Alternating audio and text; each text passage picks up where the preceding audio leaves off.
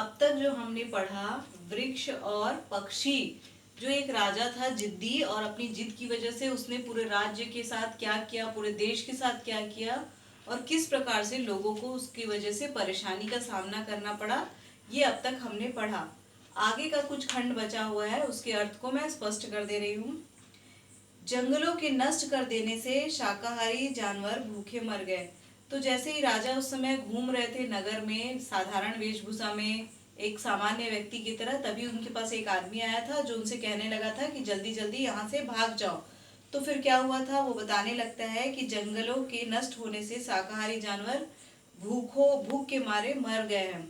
तो जो शाकाहारी जानवर थे वो तो भूख से मर गए हैं जंगल नष्ट होने के बाद, लेकिन आहार की खोज में हिंसक पशु आबादी वाली बस्तियों में घुस आए हैं।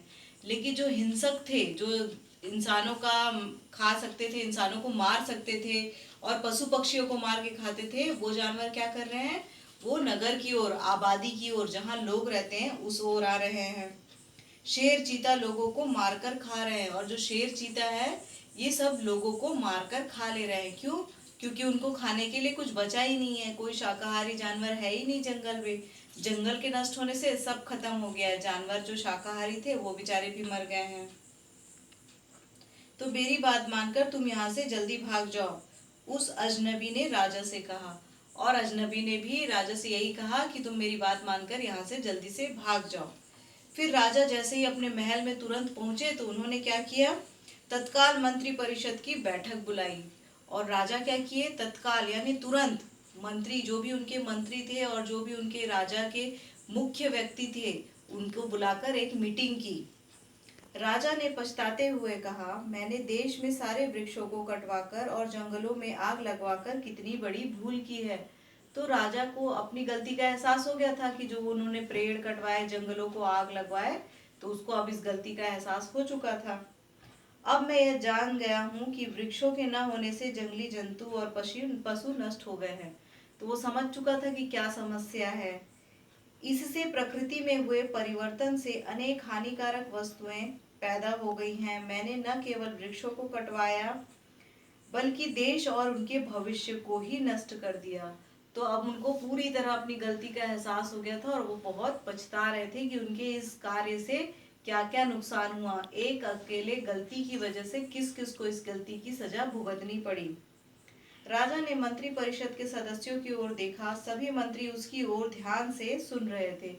तो पहले उसने अपने मंत्री परिषद को देखा, सारे लोगों को देखा जो मुख्य मुख्य थे, उनके पद में थे, मुख्य पदों में थे, उनसे विचार विमर्श किया और उनकी ओर देखा। फिर राजा ने आगे कहा, आप लोगों की सलाह और अच्छी बातों को मैंने अनसुना कर दिया। तो उसको बहुत पछतावा था, तो वो उन सब से वही सब कुछ कहने लगता है जो उसको एहसास होता है, जो उसको फील होता है, जो लोगों से मिलकर उसको एहसास हो रहा था। हमारे पूर्वजों का विचार था कि वृक्षों से जंगल, जंगलों से मेघ और मेघों से पानी, पानी से जीवन और जीवन से हंसी खुशी मिलती है। तो उसने कहा कि जिस प्रकार हमारे पूर्वज कहते थे वो बिल्कुल सही कहते थे। इस सत्य को मैंने अब जान लिया है।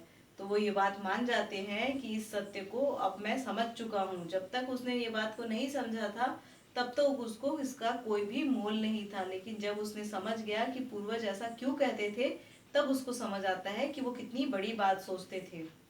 राजा के स्वभाव में आए परिवर्तन को देखकर मंत्री परिषद चकित था, और राजा के जो व्यवहार में परिवर्तन आया था यह देखकर पूरा मंत्री परिषद जो था वो बहुत आश्चर्यचकित था। तो राजा में क्या चेंज आ गया था, राजा ने अपनी गलती को स्वीकार लिया और अपनी गलती को सुधारने का प्रयास भी किया।